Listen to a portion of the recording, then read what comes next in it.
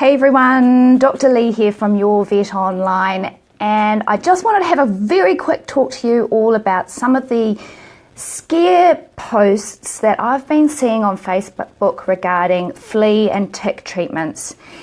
Yes, it is possible that some of these cases are very, very sad and animals have died, maybe, or they've had a problem after receiving these products.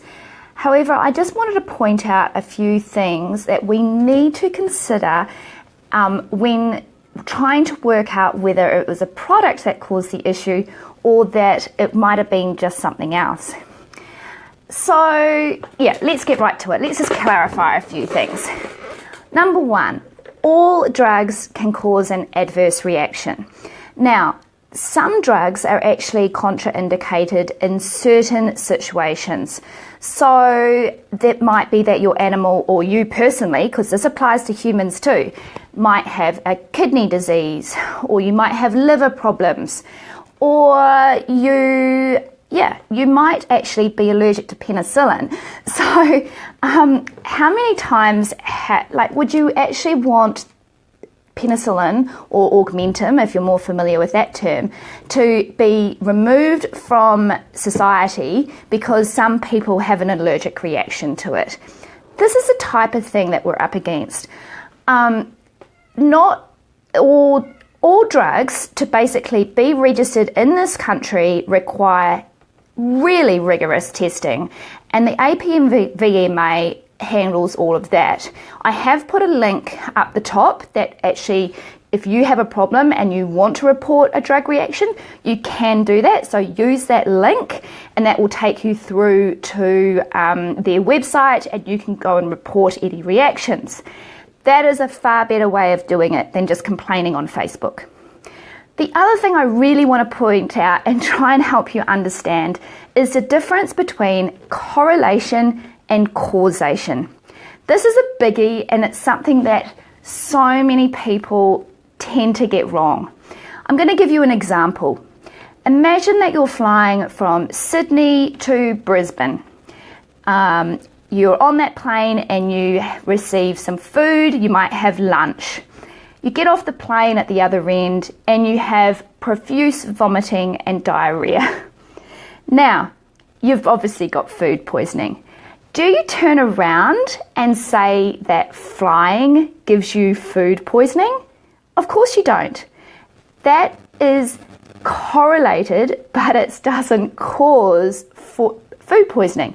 And the same goes for a lot of the drug issues that we see. So imagine, often your dog or your cat may have a problem, or your horse, and we don't actually know it's present.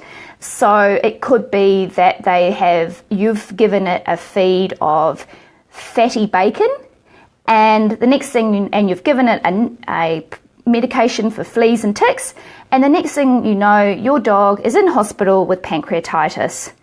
Now, is that because you gave it the feed of bacon, or is that because you gave it the medication? That is the type of issue we're seeing here. I am definitely not saying that drugs do not cause problems. Of course, there are some drugs that can cause issues for certain animals, just like some drugs can cause issues for certain people.